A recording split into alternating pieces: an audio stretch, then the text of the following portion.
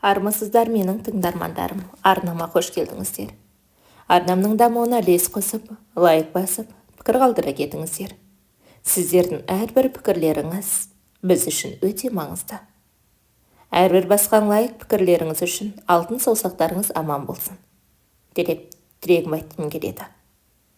Ал енді бізде жаңа әңгіме. 90-шы жылдардың соңғы кезеңі. Тәуелсіз елдің алғашқы қадамдары. Ел әлі есеңгіреп, халық бейтаныс нарық заңына бейімделе алмай жатқан кез. Көп адам амалсыздан саудаға шығып, кеше ғана аласаптыр деп сөккен халық. Енді сол кәсіпке еріксіз көп адамдар бет бұрды. Бірі көтерілді, бірі сүрінді. Сауданың шетін көрген менде сізге болған оқиғаны әңгімелеп берейін. Мен ол кезде небәрі 20 жаста едім.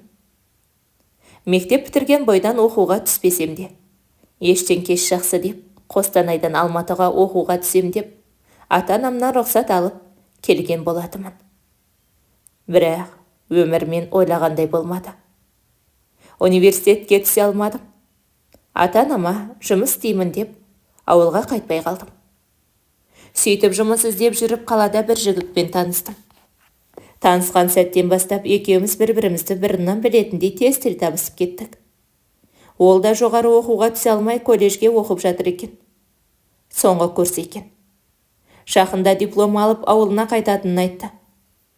Көп ұзамай екеуміз оның әке-шешесіне жалдап берген пәтерінде бірге тұра бастадық. Өзімізше шағын өмірімізді құрып алдық. Ол колледж дипломын алғанымен ауылға қайтқысы келмеді. Мен де ауылға қайтқым келмеді. Жамбыл облысында дүниеге келген екен әке-шешесі, сосын Маңғыстау өңіріне көшіп сол жақта тұрады. Бір күні жігіттің мамасы үйге телефон шалып, ауылға қайтуын талап етті. Дипломыңды алдың ғой балам, ауылға қайт. Әкең де жұмыссыз қалды, пәтеріңді жалдауға шамамыз жетпейді деді. Олының менімен бірге баратынын айтқанда ашуға булығып, келіспейтінін ашық айтты. Әкең болса жұмыссыз, менің еден жуатын бір айлығыммен сені үйлендіре алмаймыз. Әзірше қоя тұр, ауылға келіп жұмысыңды жаса. Сосын көрерміз деді. Қоңырау шалғаннан кейін көп ұзамай анасы Алматыға өзі келді. Сол кездері менің де бойымда бір өзгерістер болып жүрді. Тамаққа тәбетім жоқ, жүрегім айниды. Мамасы келген кезде маған әзірше баласын үйлендірмейтінін айтып, ұлын жылап жүріп көндіріп ауылына алып кетті.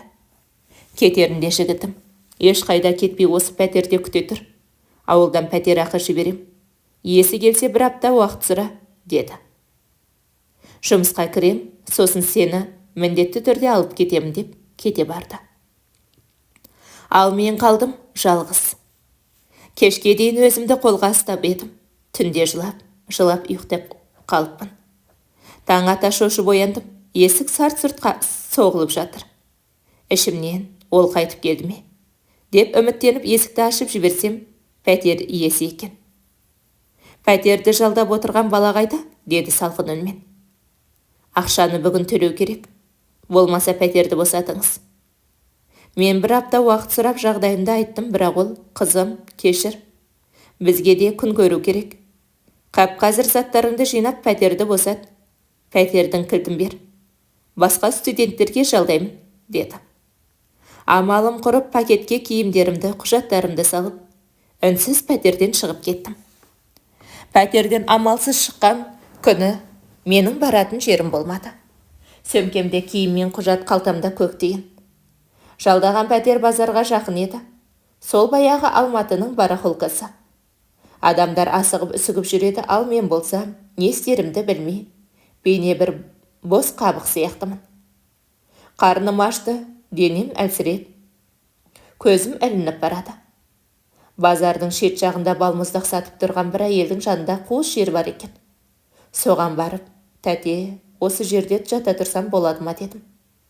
Әйел маған ұзақ қарап тұрып, сорлы қыз, ауырып тұрсың ба? Жоқ, әлде баратын жерің жоқ па? Кел жата тұр. Мен балмұздақ сатып болғанша, деді де. Өзі отыратын тар қуысқа кіргізіп жіберді. Кішкентай курткамды жамылып, жерге қисая кеттім. Қатты ұйықтап қалыппын. Кешке қарай әлгі әйел, тұрсаңшы, деп оятып жатыр. Балмұздағын тапсырып, үйіне кетуге жиналып жатыр екен. Сенің баратын жерің жоқ сияқты ғой, жүр менімен. Біз осында базарда бір бөлмелі жалдап тұрамыз. Бір күн түнеп шығарсың деді. Қуанып артынан ере жөнелдім. Бір шеткі ауланың ішінде ұзынша ғимарат бар екен. Сыртынан қарасаң гараж сияқты ескі қаңқалар, темір есіктер. Соның бірін сықырлатып ашып ішке кірдік. Бөлме деп айтуға да келмейтін орын, терезесі кішкентай, қабырғасы сыз. Жерге ескі кілемдер төселген. Іште шамамен 20 шақты адам отыр екен. Бәрі тамақ ішіп жатыр. Бізді көріп, «О, Базаркүл, келдің бе, кел. Кел тамаққа» деп орын беріп жатты. Маған да қарап қояды бәрі. Базаркүл маған, «Кел, кір қысылма» деді. Мына қыз бір түнеп шықсын, баратын жері жоқ екен деді. «Иә, келіңіз отырыңыз» деп тамақтанып болғандары далаға шығып кетті. Мен дастарханға қарап, мына кісілердің жеп отқан тамағына қарап сілемейім шұбырғанындай. Неше күн тамақ жей алмай жүргегім айнып жүрген мен, тушенкаға піскен ақ вермишельді көріп, қатты сүйсініп жедім-ау. Наны да тәтті, шайы де тәп-тәтті көрінді. Сол күні бір үф дедім-ау тамақ жеп. Қасымдағылардың бәрі Өзбекстанның тумалары екен. Қазақстанға келіп сауда жасап, күн көріс көріп жүр екен. Тапқан таянғандарын ауылдарына, семьяларына жіберіп тұрады екен. Бір уақытта жүрегім қайтадан айнып, далаға жүгіріп шығып құстым қайтадан. Іштегі отырған әйел адамдар маған сынап қарап, «Қайдан келдің, не істеп жүрсің?» бәрін сұрай бастады. Мен мән-жайды түгел айтып бердім. Содан кейін олар, белгілі болды ғой. «Қашаннан бері жүрегің айныды?» деп сұрады. 2 аптадай болды деп едім. «Етек кірің қашан келіп еді?» деді. Мен 1 ай болды, келмеді, дедім. «Ой, бұл қасқа қызау, аяғың ауыр ғой» деді. Оны естіп мен жылап жібердім. Олар мені жан-жақтан жұбатып, «Сорға» деп тидім-ау өксігімді. Бір кезде Базаркүл, «Құжатың бар ма?» деді. «Я, бар» дедім мен. «Онда ертең құжатыңды алып, менімен таңертең базарға жүріп, балмұздақ сататындарының басшысымен сөйлесіп, реализацияға балмұздақ алуға көмектесемін» деді. «Мен сияқты сатасын, құжатыңды залогқа қойып, реализацияға балмұздақ аласың. Үстіне қосып сатасын, кешке қалғанын тапсырасың. Ақшасын тапсырасың да, үстіндегі көрген пайдаң өзіңде қалады. Құжатыңды қайтып аласың» деді. Мен сонда олайда істеуге болады ма деп таң қалдым. Сол күні бір бөлмеде 20 шақты адамдармен бірге бөлменің бір бұрышында күртешемді жамылып жатып ұйықтап кеттім. Таңертең ерте Базаркүлге еріп базарға бардым. Ол балмұздақ алатын жердің басшысымен сөйлесіп, маған реализацияға балмұздақ алуға көмектесті. Ол жердегі басшылары келісіп, мен құжатымды залогқа қойып балмұздақты алып, өздерінің белгілеп берген точкасына барып балмұздағымды сатып бастадым. Бірінші кезде ұялып балмұздақ сатуға ыңғайсызданғанмен, бірақ саудам жүрген сайын өзіме жұмысым оңай бастады. Сөйтіп бірінші күні мен бақандай 10 000 теңге пайда таптым. Ол кездегі 10 000 теңгенің құны едәуір жақсы еді. Кешке қарай ауыр морозильникті апарып тапсырып, санап ақшасын беріп, құжатымды алып Базаркүлдің қасына барсам, ол да жиналып жатыр екен. Қуанышымда шек жоқ, табысымды көрсеттім. Ол да мен үшін қуанып, «Енді бұл ақшаңды саума» деді. «Тағы да 1 аптадай реализацияға алып сатасың. Сосын сол ақшаның бәріне уже реализацияға емес, өз ақшаңа сатып алып сауда жасайсың. Бұларға құжатыңды да бермейсің, тәуелді де болмайсың. Өз ақшаңа сатып алып сауда жасайсың» деді. Мен одан тұратын жерінен жалдауға болама мағанда деп сұрадым. Ол, «Әрине» деп менімен келісті. «Бізге ақшаңды қосып, бізбен тұра бер» деді. Сол күннен бастап мен балмұздақ сатып бастадым. Алғашында Базаркүл айтқандай 1 апта реализацияға алдым. Үстіндегі тапқан пайда табысымды жинап, келесі аптада уже аз-аздан балмұздақты өз ақшама алып сатып бастадым. Базаркүлдің сауданың қыр-сырын үйрене бастадым. Бір күні кешке қарай ішім қатты түйіліп бастады. Ауырып тұратын жерге әзер жеттім. Келген бойдан астыңғы жағымдан қан кетіп, Базаркүлдер скорый шақырып, больницаға алып кетті. Скорыймен ауруханаға жеткізген соң дәрігерлер менің Алматыдағы мекенжайымды сұрай бастады. Тұратын жерімді айтқанда қаңғырап, келген оралмансың ба, деді біреу менсінбей. Гинекология бөліміне алып келіп, ішімді тазалап болған соң, боссың, деді салқын ғана. Сол сәтте еңіреп жылап жібердім. Не болды енді жылап? Кезінде ойлануын керек еді. Әркіммен бір жата бермей деп шығып кетті. Ол сөздер жанымды тіліп өтті. Тәнмен бірге жаным да ауырды. Далаға шығып бүк түсіп егіліп жыладым. Бұлай болады деп ешқашан ойламаппын. Ішімнен айырылған шаранама сол сәтте жаным ашып, оның бар қадірін енді ұққандай болдым. Бұған дейін оған мән бермегенімді түсіндім. Жарық дүниеге әкелуге тырыспағаныма өкініп, кешірім сұрадым. Көз жасымды тие алмай зорға дегенде тұратын жеріме жеттім. Қуарып, құр сүлдер болып келген мені көрген көршілерім шошып кетті. Бірі төсекке жатқызды, бірі сорпа қайнатып беріп, асты үстіме түсті. Бірі әпкемдей, бірі анамдай, бірі бауырымдай болып кеткен қандай мейірімді жандар еді. Сол күні тәбетімде болмады. 2 күн орнынан тұрмай жатыппын, бір апта бойы ешкіммен сөйлеспей күйзелісте болдым. Бірнеше күн өткен соң Базаркүл қасыма келіп, осылай жата бересің бе, көтер басыңды. Өмірің осымен бітті деп ойлайсың ба? Кімнің басында жоқ дейсің қайғы. Қасында жүргендердің бәрі жетіскеннен келген жоқ бұл жаққа. Бәрінің де өз проблемалары бар. Сен әлі жассың, өмірің алда. Өмір сенікі. Оны сенен басқа ешкім сүрмейді. Ертең көрмейтін болайын жатқадыңды деп ұрысты. Сол сөздер жүрегіме жетті. Ертесіне таңертең ерте тұрып базарға барып, балмұздағымды алып қайтадан саудама кірістім. Өткенді есіме түсіргім келмей, бар уақытымды жұмысқа арнап таңнан кешке дейін тыным таппай балмұздақ сатып, біраз ақша жинай бастадым. Жинаған ақшамды әке-шешеме көмек болсын деп үнемі салып тұрдым. Базаркүлден сауданың қыр-сырын үйреніп саудагер бола шығыптым. Бір күні саудадан түскен табысымды санап отырғанда жанымдағы өзбек аға келіп, тағы да әке-шешеңе жіберейін деп жатырсың ба, деді. Иә, дедім таңырқай қарап. Есіңде болсын, артық ақшаны 2 есе көбейте біл. Ақша көбейген сайын өзі-ақ саған келгіш болады. Ақшаны дұрыс жұмсай біл. Жаңа куртка алыпсың ғой, деді жымия. Иә, соңғы мода ғой. Кожаный, жаңадан шыққан дедім мен. Міне, мәселе осы курткада. Осы куртканың өзінен бизнес жасауға болады. Осы көтерме бағамен алып, ауылға Қостанайға барып, 2 есе бағамен сат. Қашанғы балмұздақ сатып жүре бересің. Енді жоғары сатыға көтерілуің керек. Саудаласуды ұмытпа, бағасын төмен түсір. Деді де, темекісін аузына қыстырып, әрі қарай кетіп қалды. Мен ойланып қалдым, ертеңіне кожаный куртка сататын сатушыға барып, саудаласып бағасын түсіртіп, бірден 15 куртка сатып алдым. Қостанайға билет алып, пойызға отырып, ауылға қарай тартып кеттім. Ауылға келіп, курткаларды 2 есе бағасына сатып, Алматыға қайтып келіп, қайта айылдым. Сөйтіп Қостанай мен Алматының ортасында жүріп, сауда жасап, біраз қаржы жинап алдым. Алматыдан Барахолкаға жақын жерден 2 бөлмелі пәтер сатып алдым. Базарға Базаркүлге бардым. Сол баяғы жерде балмұздақ сатып тұр екен. Мені көріп қатты қуанып, екеуміз құшақтасып көрістік. Базаркүл менімен бірге киім сатсайшы. Менің таныстарым бар, көтерме бағамен алып берем дедім. Жаным-ау, рахмет саған. Маған осы балмұздақ сатқаным тиімді. Біздерге осы жақсы тұрақты табыс түсіп тұрады. Сосын біздер уақытша жүрміз ғой, жағдайымызды жасап алып ауылға кетем бе деп жүрмін. Пейіліңе рахмет сіңлім, деді.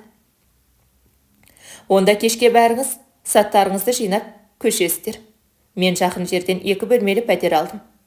Сол жерге бәріңізді көшіріп аламын, бұдан былай сол жерде тұрасыздар, дедім. Мен олардың маған жасаған жақсылықтарын ешқашан ұмытпаймын.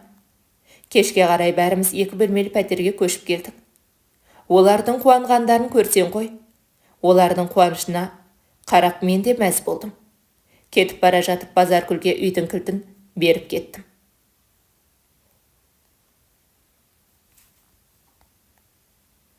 Алматыдан Қостанайға келіп, пойыздан ала сумкаларымды түсіріп,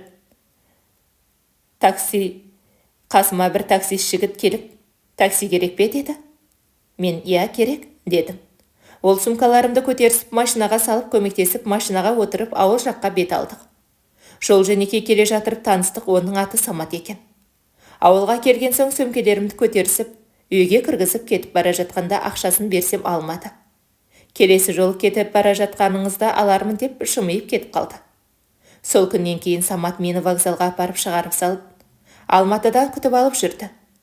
Бір күні Самат маған өзінің сезімін білдіріп, екеуміз кездесе бастадық. Сонымен екеуміз сөзіміз жарасып қосылатын болдық. Үйге барған сайын шешем, қызым, ер адам құсап, қашанғы жүресің?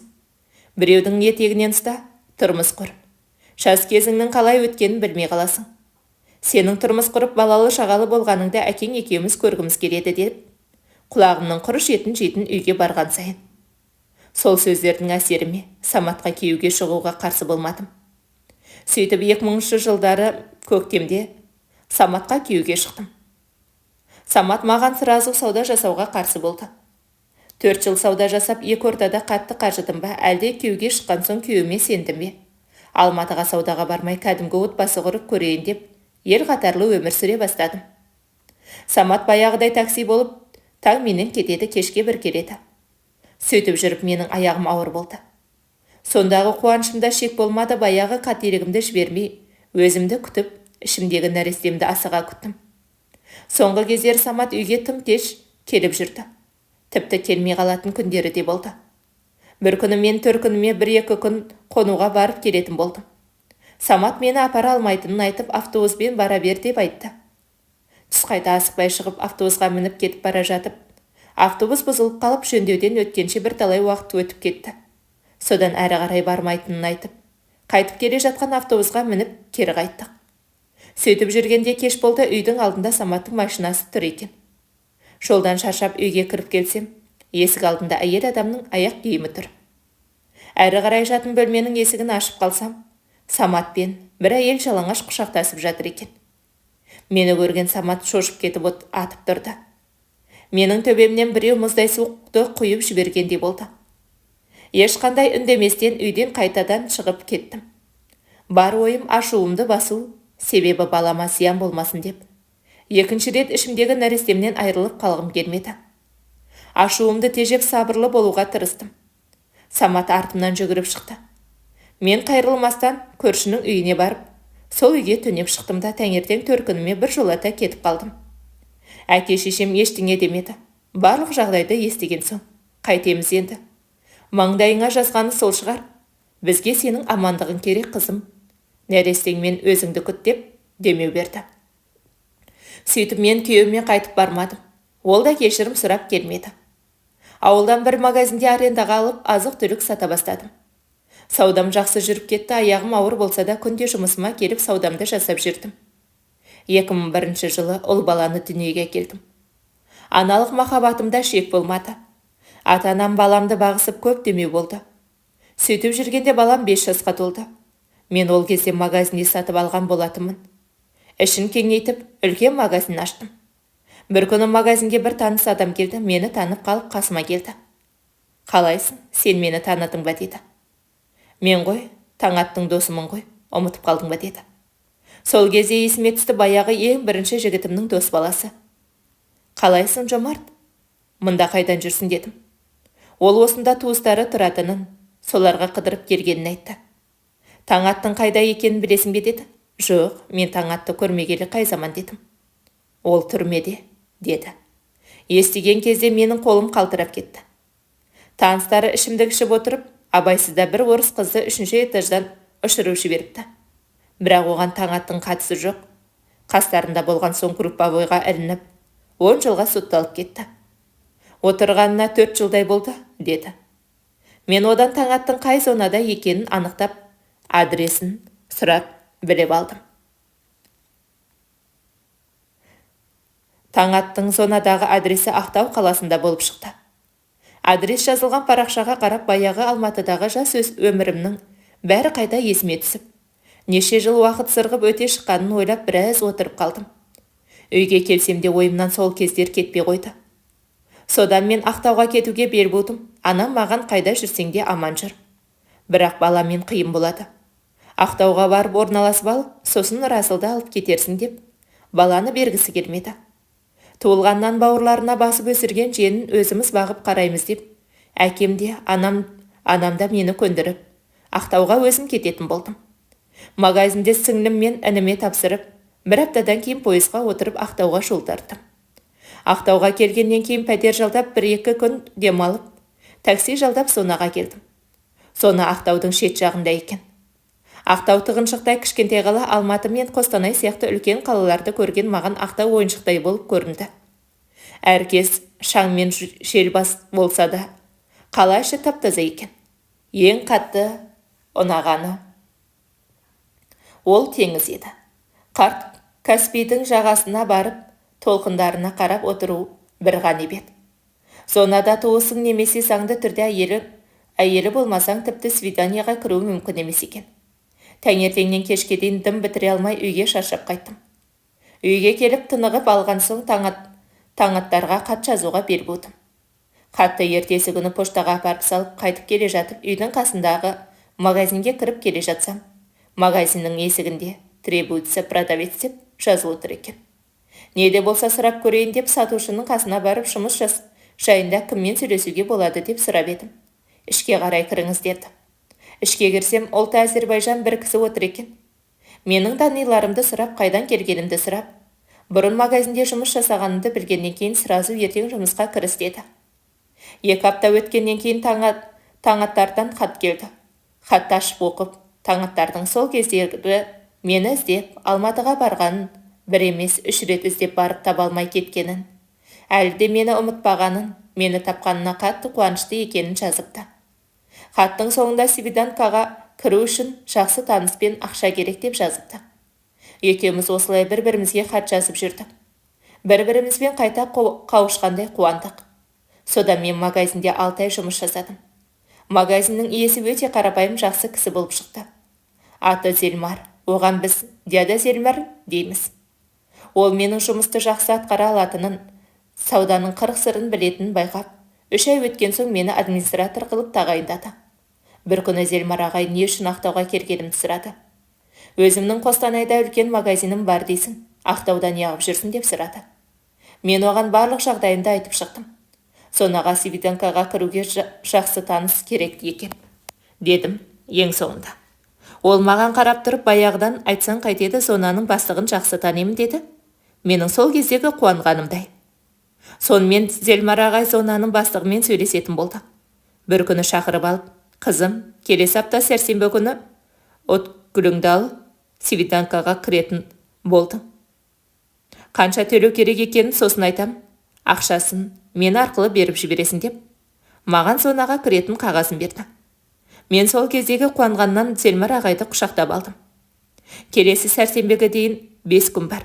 Сол 5 күн маған 5 айдай көрінді. Сөйтіп сәрсенбіде келіп жетті. Таңертең ерте тұрып сәрсенбінің сәтімен деп, Сонаға қарай таксимен жолға шықтым. Сона Ақтаудан жарты сағаттық жерде таксиге ақшамды төлеп Сонаның қақпасының алдына келдім. Күзетке қолымдағы Зельмар берген қағаздарымды көрсеттім. Күзетші, күте тұрыңыз деді. Бір кезде күзетші келіп кіріңіз деп қайтадан кетіп қалды. Сосын қайтып келіп, сізге тек қана жарты сағат уақыт беріледі деді. Таңаттарды неше жыл көрмеген менің жүрегім дүркілдем аузыма тығылды. Күзетші оны алып келді. Менің көз алдымда қалып қойған баяғы жас жігіт Таңатар емес. Егде тартып есейген, самайына сәл ақ кірген, денесі іріленген, көзінде өткірлік мінез қалыптасқандай. Бір-бірімізге біраз қарап тұрып қалдық. Шатырғап қалғандаймыз. Сәлем, қалайсың деді. Екеуміз отырып біраз әңгімелестік. Ол өзінің мені іздеп Алматыға 3 рет барғанын, таба алмай кеткенін және жазықсыз түрмеге түскенін баяндап берді. Алматыда ауылына қайтып келген соң мамандығы бойынша жұмыс таба алмай, кішігірім мекемеге жүргізуші болып кірген екен. Содан бір күні туыстары 3 жігіт болып Таңатарға бір пәтерде отырғанының және көлігімен алып кетуін өтінді. Таңатар адрес бойынша пәтерге барса, таныстары ішіп алған. Музыканы қатты қойған, сағат уже түнгі 11-ден кеткен мезгіл.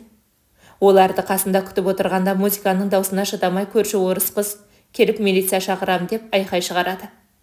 Оның артынан Әкесі келеді, содан кейін айқай-шу басталып кетеді де, қасындағы бір жігіт қызды итеріп, галерейный домның 3-ші этажының балконына ұшырып жібереді. Сол жерде скорый милиция шақырып, абыр-дабыр бұлардың бәрін қолдарын қайырып алып кетеді. Қыз аман қалған екен, бірақ омыртқасына зақым келіп, өмір бақи инвалидный коляскеге тәуелді болған екен. Бұлардың бәріне үкім шығарып, Таңатарда 10 жылға сотталады. Мен сені Алматыға барып таба алмадым. Әттең, сенмен бірге болғанда ғой деп, өкінішін білдірді.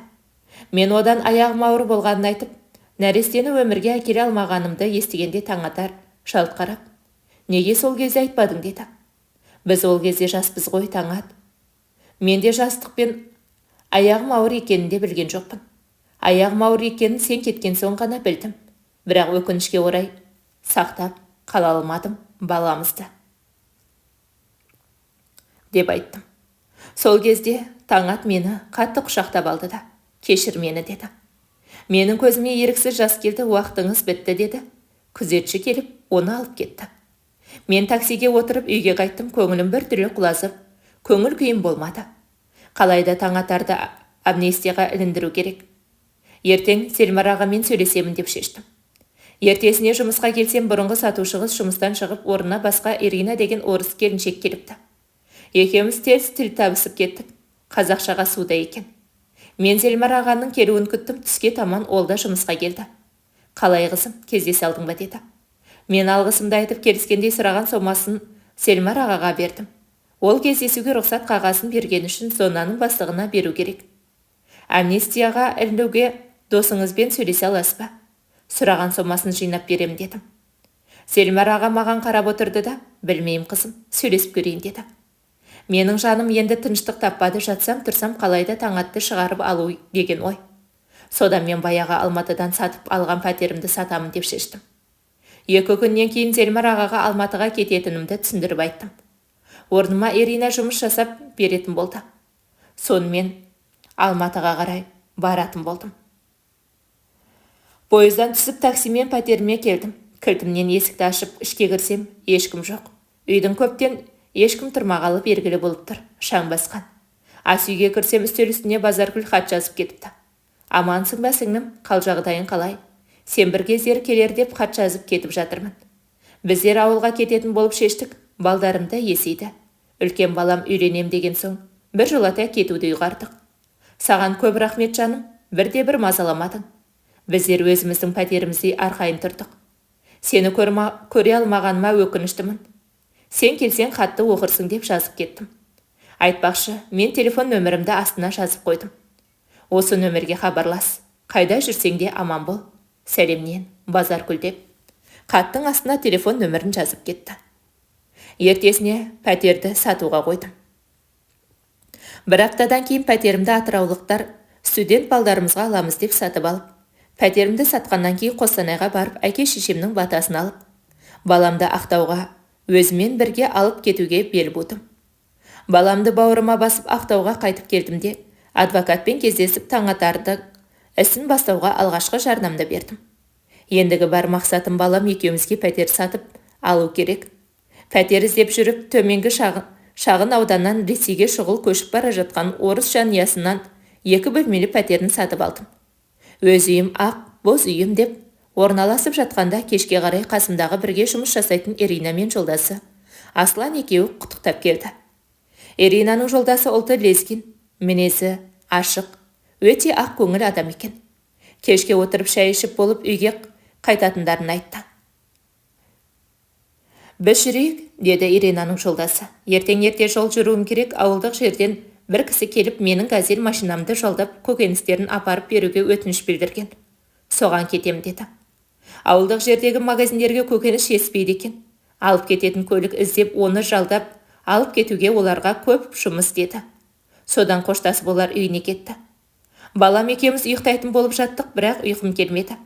Көз алдымдағы манағы Асланның айтқаны, ауылдық жерлерде көкөністер жеткізу. Ойлап мынадай шешімге келдім. Неге көтерме бағамен көкөністерді сатып алып, газелді жалдап көкөністерді ауылдық жерлерге сатпасқа? Осылай ойлап жатып ұйықтап кетіппін. Таңертең терезеден түскен жаздың күнгі күннің сәулесінен оянып, өзімді бір бақытты сезіндім. Пәтерім балам тек қана бір шаруа бар бітіретін. Ол таң атарды зонадан шығару. Баламды ертіп жұмысқа магазинге келдім. Магазиннің иесі Зелмар ағай мені көріп қуанып кетті. Қызым, келдің бе? Шаруаларың бітті ме? Деді. Мен адвокатпен сөйлескенімді, ол кісі Таңатардың ісін қайта қарастыратынын айтып. Зелмар аға, дедім. Мен жұмыстан кетемін бе? Деп шештім. Себебі маған Таңатардың ісіне әлі көп қаражат керек. Пәтерден қалған аз ғана ақшамды көкөністі көтерме бағамен Асар базарынан сатып алып, ауылдық жерлерге газель жалдап сатып айналдырсам ба деген ойым бар. Оған қалай қарайсыз дедім. Зелмар ағам маған темекісін тұтатып қарап отырды да. Өте дұрыс шешім. Бір орында тұрып қалмай алға ұмтылу керек. Сенің мына шешіміңді құптаймын, жарайсың қызым деді. Көтерме бағамен алатын таныстарың бар ма? Деп сұрады. Мен жоқ дедім. Онда былай қыласың, мен саған көтерме бағамен көкөніс сататын бауырларымның телефонын, адресін беремін. Соларға барып Зелмар аға жіберді десең түсінеді. Мен олармен сөйлесіп қоям, керек десең реализацияға сөйлесіп берем деді. Жаратқан ием, шүкір рахмет саған осындай мүмкіндіктеріңді бергеніңе деп жылап жібердім. Ирина қасыма келіп, менің қуанғаныма ол да қуанып, кешке Асланмен газелін жалдауға сөйлесеміз деп шештік. Кешке балам екеуміз Ирина мен Асланның үйіне қонақ болып барып, Асланмен сөйлестім. Асланға да сол керек, дайын клиент іздеп жүрмеймін деп, ол да қуанып жаттыр. Балам да олардың балдарымен тіл табысып, ойнап бәріміз мәре-сәре болып қалдық. Сонымен күні таңертең барып базардағы Зелмар ағаның бауырларымен сөйлесіп, сол жерде көкөністерді көтерме бағамен алып, ауылдық жерлерге кетеміз деп шешіп, үйге қайттым. Үйге келіп баламды құшақтап жатып тәтті ұйқыға кеттім. Көптен бері бір тыныш ұйықтаған күнім осы шығар. Ертесіне ерте тұрып баламды Иринаның үйіне тастап, Асланмен базарға келдік. Зелмар ағаның айтқан базардағы адреске барып едік. Бір әйел адам мен ер адам бар екен. Оларға Зелмар ағадан келдік деп едім. Олар қуана қарсы алды. Екеуі ерлі-зайыпты екен. Зелмар ағаның сөзін жерге тастамаймыз. Ол кісі бізге кезінде көп көмектесті. Өте жақсы адам. Айтқан сөзін жерге тастамаймыз, қалған көкөнісіңді ал. Ақшаң жетпесе, реализацияға да келісеміз деді. Сөйтіп көкөніс бизнесін бастап кеттім. Ақтаудан көтерме бағамен алып, Асланды газелімен жалдап, ауылдағы кішкентай магазиндерге апарып тапсырып жүрдім. Алғашында табыс аз еді, бірақ жарты жылдан ішінде азғандай қаражатымды 3 есе көбейтіп алдым. Ауыл тұрғындары өздері телефон шалып, заказ беріп алдырта бастады. Бір күні базарға барсам, үлкен фурадан тонна картошка, сәбіз, пияз, қызылша түсіріп жатыр екен. Қастарына барып жүргізушіден көкөністерді қайдан әкелгенін сұрадым. Ол Атыраудан келген деп айтты. Менің базардан алып, ауылдарға сатып жүргенімді біліп, Атыраудан әкеліп сатқан тиімді. Осы базардағылар көбісі көкөністерді Атыраудан алдыртады деді. Мен одан жалдайтын фураларды қайдан табуға болатынын сұрап едім. Ол маған фура жүргізетін бірнеше жүргізушілердің телефонын берді. Ертесіне мен олармен байланысқа шығып, мен енді Атыраудан Ақтауға фура автокөлігімен көкөністерді әкеліп, оптым тапсырып сатамын деп шештім. Атырау-Ақтау жолында талай қызықтар мен сынақтар басталды. Алғашқы сапарым есімде, жол ұзақ, фура салқын. Көкөністер салмақты, бірақ жүрегімде үміт оты жанып, бәрі жақсы болатынына сендім. Жол бойы жүргізушімен әңгімелесіп, Атырау жақтағы базар жағдайын, қай жерден сапалы көкөніс арзанға түсетінін үйреніп алдым. Кейде жолға доңғалақ жарылып, кейде ауа райы қолайсыздық туғызып жататын. Бірақ мен шегінбедім.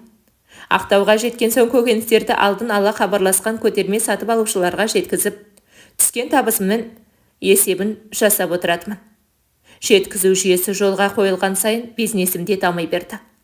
Аслан екеуміздің әрқайсымыздың өз бағытымыз болды. Мен оған көтерме бағамен беріп отырдым. Ол өзі ауылдағыларға сатып бизнесін жүргізе бастады. Ирина екеуі мені әрдайым қолдап отырды. Кейінірек мен көтерме саудамен айналысатын бірнеше дүкенмен тұрақты келісімшартқа отырып, тауарды алдын ала тапсырыспен жеткізетін болдым. Сауда жақсы жүріп тұрды, бірақ фура жалдау маған барған сайын қиындай берді. Мен ойлана келе не бәрін тоқтатам, не өз фурамды сатып алам деп беріп отырмын. Атырау мен Ақтау арасында саудамды жасап жүріп, фура сататындарды іздестіре бастадым. Ақыры Атырау қаласынан сатылатын бір фура таптым. Фураның иесі Паша деген орыс кісі екен. Ол көкөністерді фурамен Волгоградтан Атырауға әкеліп тапсырып жүрген екен. Мен одан Волгоградтағы көкөністі қай жерден алуға болатынын нақты мекен жайын сұрап алдым. Сөйтіп фураны сатып алдым. Ендігі мақсатым көкөністер саудасын Волгоградтан бастаймын деп шештім. Фураны Ақтауға жеткізген соң өзіме демалыс жариялаймын деп баламды ертіп Қостанайға кеттім. Ата-анам, інім, сіңлім үйде бәрі бізді жақсы қарсы алды. Азық-түлік магазинімді інімнің атына өткізіп бердім. Бірнеше күн болып Ақтауға қайтамыз деп шештім. Кетер кезде анам, баланы қалдырып кет, жұмыстарыңды бірыңғайлап алған соң алып кетерсің деді. Сөйтіп мен Ақтауға жалғыз қайттым. Ақтауға келген соң ең алдымен Ирина мен Асланның үйіне бардым. Үйреншікті үй, таныс дастархан, таныс көзқарастар. Олар мені шын көңілмен қарсы алды. Аслан бұрынғыша қалжыңдап, Ирина шайын қойып, бәрі бір сәтке тыныш, әрі жылы күйге енді. Дастарханда отырып мен оларға Волгоградтан көкөніс тасу туралы ойымды аштым. Әдеттегідей Ирина бірінші болып қолдап сөйледі. Жақсы идея, тек жол ұзақ, жолды білетін адаммен барсаң ғана. Сол сәтте Аслан кеудесін керіп, ой, сестренка, сен уайымдама. Мен жолды 5 саусағымдай білем.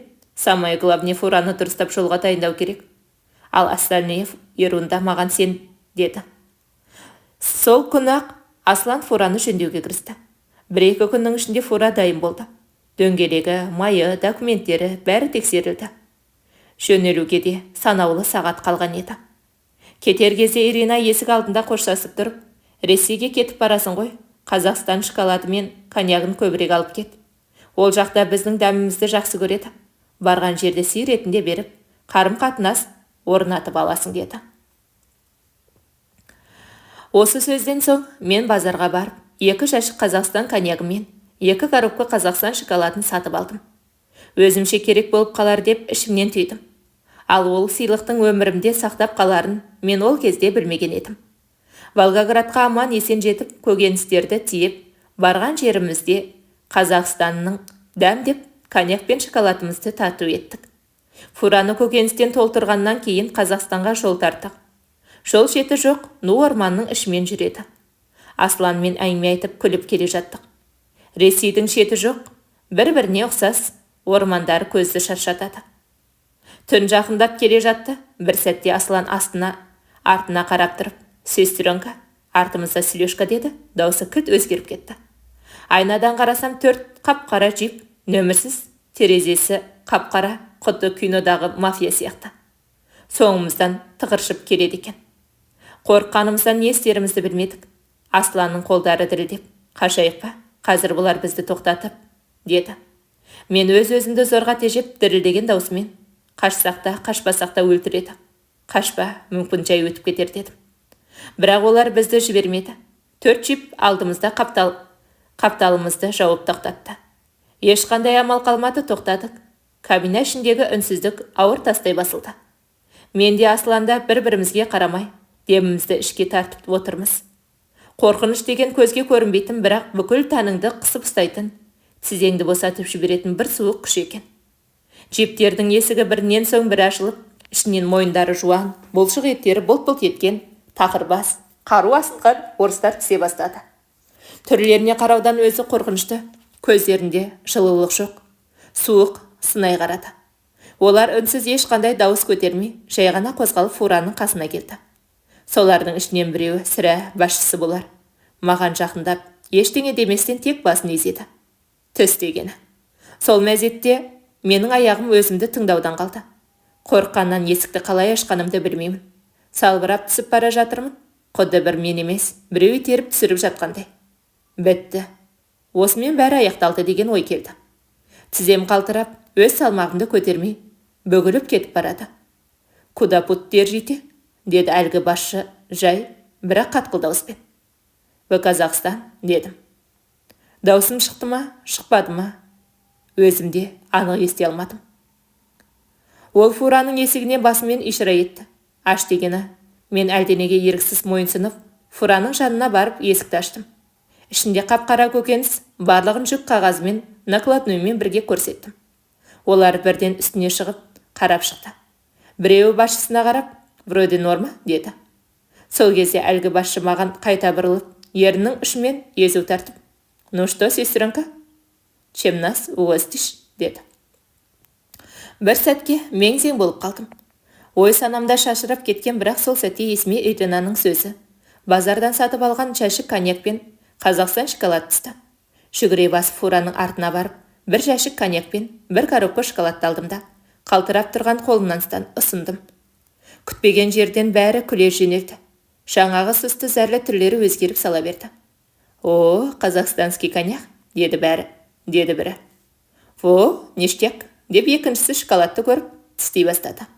Күлкілері өздері сияқты түсініксіз әрі сәл қорқынышты. Бірақ енді ол күлкі өлімнің аузынан қайтарған күлкі секілді. Басшысы маған қарап, «Еш жайты», деді. Сосын қалтасынан жалтырап тұрған бір алтын түсті визитка шығарып, «Если кто задержит, покажи это», деп қолыма ұстатты. Сөйтті де бәрі қайтадан жіптеріне мініп, ештеңе болмағандай бірінен соң бірі кетіп қалды.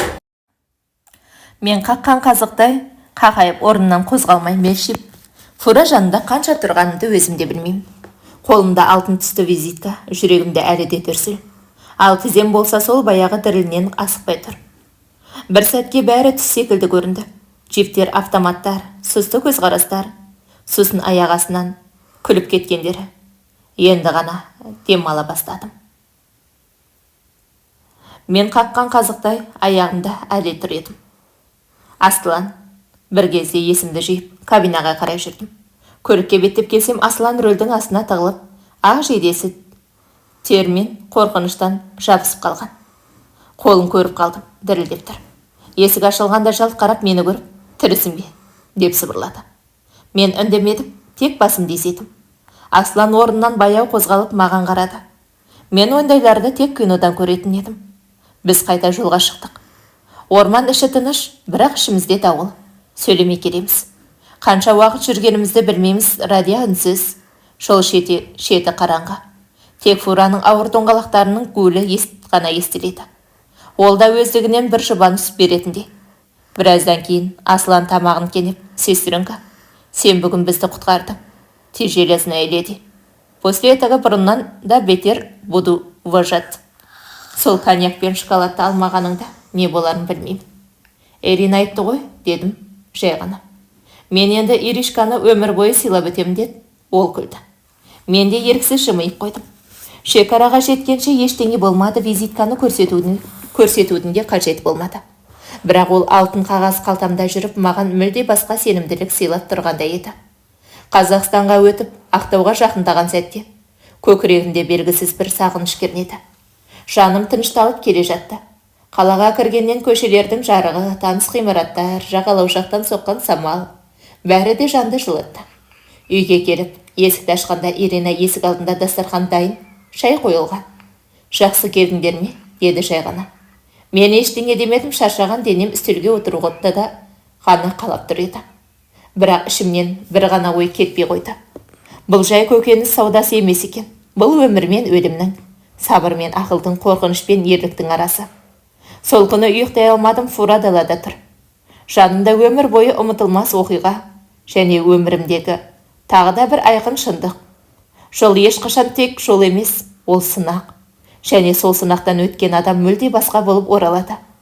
Енді Ресейге бармайтын болып шештік, онсыз да Аслан бір өлімнен қалдым, енді бармайым деді. Ертесіне көкөністің бәрін тапсырып жүріп, әрі қарай саудамды қалай дамытуды ойлап жүрдім. Енді тек көкөніс емес, жеміс жидекті де қосып сатамын деп шештім. Апельсин, алма, банан, киви сияқты жеміс жидектерді Ақтау порт арқылы алдыртуға болады деп Селмар аға айтқан болатын. Келесі күні Селмар ағамен хабарластым. Ол кісі порттағы порымнан жеміс жидекті алып жүрген таныстарының нөмірін беріп, солармен хабарластым. Сонымен оның да жолдарын біліп, енді паром арқылы көкөніс, жеміс жидек алып, көтерме бағамен базарларға, супермаркеттерге тапсыра бастадым. Саудам тағы да алға басты. Бір күні таң аттардың ісімен айналысып жүрген адвокат хабарласып, Істі қайтадан қарастырдық. Условный беруге қарастырып жатыр. Үкімі жақын арада шығады. Қалған соманы төлеу керек деп төлейтін ақшаны айтты. Мен сұраған ақшасын қиналмай апарып бердім. Осындай күнге жеткізген жаратқан иеме алғысымды айтып, шүкір еттім. Апта сайын сонаға барып, жәшік жеміс жидектерді пүрем кезінде апарып беріп тұрдым. Арада бір ай өткен соң үкім шықты. Алланың қалауымен таңатар условный алып шығатын болды. Ата-анасының қуанышында шек жоқ. Анасы маған қоңырау шалып кездескісі келетінін айтты. Мен қарсылық білдірмедім. Қызым, кешір алсаң кешір. Кезінде қателік менен кетті. Екеуіңнің бағыңды екі жаққа жіберген менің кінәм. Деп жылап кешірім сұрады. Шыламаңыз, сіз кінәлі емессіз. Ол өмір ғой. Осылай болу керек болды. Алланың ісі оған сіздің еш кінәңіз жоқ деп жұбату айттым. Таңатар аман есен шықсын, екеуіңізді қосып дүркіретіп той жасаймыз деп қуанып айтты. Үлкен тойдың қажеті жоқ, аман есен шықсын. Бір мал садақа жасап, сол кезде менің орамалымды ауыстырсаңыз болғаны дедім. Жарайды қызым, айтқаның болсын деп келісе кетті. Сөйтіп Таңатарды аман есен зонадан шартты түрде бостандыққа алып шықтық. Сол күнгі қуанышымызды сөзбен жеткізу қиын еді. Үйге шағын ғана, бірақ жүректің шыққан дастархан жайып, бәріміз бас қостық. Таңатардың ата-анасы бауырлары әрине бізге бастан аяқ қолдау көрсеткен Ирина мен Асланда болды. Дастархан басында Таңатардың әкесі жүрегі толқып отырып, қызым, ендігі жерде жұптарың жазылмасын. Біз шешең екеуміз Қостанайға барып, ата-анаңның алдынан өтіп, ризалығын алып келеміз деп шештік деді. Солайша ертеңінде билет алып, төртеуміз мен, Таңерте, Таңатар және оның ата-анасы ұшаққа отырып Қостанайға жол тарттық. Бәрі де түс секілді, жағымды жақсы жаңалықтар тізіліп, бірінен соң бірі болып жатты. Қостанайға жеткенімізде бізді жылы қарсы алды. Екі жақта бір-бірін жатсынған жоқ. Алғашқы сәттен ақ шынайы бауырмалдылық орнады. Отбасымыз жайлы отырысты. Бәрі бізге бақыт тілеп, жүрек жарды лебіздерін білдірді. Ата-анам Таңатарға батасын беріп, бізді алыс сапарға ақ тілекпен шығарып салды. Кетер кезде балам Нұрасыл маған қарап, мама, егер рұқсат етсең, мен осы жерде қала берейін. Бірақ Ақтауға барып келіп тұратын болайын деді. Оған ешкім қарсы болмады, Таңатар да, оның ата-анасы да. Ол енді өз баламыз, бөтенсімейміз, жанымызға жақын деп құшағына қысты. Ақтауға оралған соң Таңатардың ата-анасы бізді үйіне шақырып, ұлының аман есен оралғанына арнап, бір мал сойып, үлкен той жасады. Ағайын туыс түгел жиналып, сол күні менің басымнан ақ орамал шешіліп, жаңасы тағылып, екеуміздің неке қию рәсіміміз өтті. Таңатардың үйі ауылдық жерде, Ақтаудан 80 шақырымдай жерде еді. Үйі ескілеу, жөндеуді қажет ететін. Бірақ біз бірге жаңа өмір бастауды шештік. Мен сауданы уақытша тоқтатып, бар уақытым мен күшімді сол үйді жаңартуға арнадым. 3 ай бойы Таңатар екеуміз шынайы еңбекпен, шексіз сеніммен сол үйді толықтай жаңартып, қайта тұрғыздық. Ауыл адамдары бізге жақсы ниетпен қарап, пысық келіншек келіпті деп, бірінен соң бірі құтты болсын айтып келіп жатты. Күніне 1-2 қонақсыз өтпейтін болды. Уақыт өте келе мен бұл ауылда қалуға біржолата шешім қабылдадым. Таңатардың ата-анасы да алтын жүректі, мейірімді адамдар болып шықты. Жарты жылдан соң қайным үйреніп, оған той жасадық. Келін келген соң енем мен атам бізге батасын беріп, бөлек үй болуға рұқсатын берді. Сол кезде Таңатар екеуміз ауылдағы ескі ресторанның бір бұрышын жалға алып, кішігірім кафе ашқан болатынбыз. Көп ұзамай ол ауылдың ең танымал кафесіне айналып шыға келді. Қаладағы үйімді фурамды сатып, ауылдан үлкен жарық шайлы үй алдық. Кейін Қостанайға барып, ата-анамның батасын алып, Нұрасылды ертіп келдім. Жаңа үйге көшкен соң бір күні өзімді жайсыз сезініп, тексерілгенімде аяғым ауыр екенін білдім. Сол сәтте өзіме, осы өмірді, осы жанұямды, мына шаңырақты бәрін жүрегіммен қабылдаймын. Менікі осы дедім. Қазір мен бақытты жар, бақытты анам, өміріме өкпем жоқ. Балам Нұрасыл үйленді. Құдайға шүкір немерем бар, келінім көреген, ибалы. Таңатардан туған 2 қызым мен 1 ұлым, өмірімнің жалғасы. Таңатар Нұрасылға бір ретте өгейлігін көрсеткен емес, тәйттеп те көрмеген. Керісінше, Әркез қамқор, әркез әкелік мейіріммен қарап келеді. Балам Нұрасылда оқып, мамандығын алып, адал еңбекпен өмір сүріп жар. Жақында отбасымен бөлек шықты. Біз де оған ақ батамызды бердік.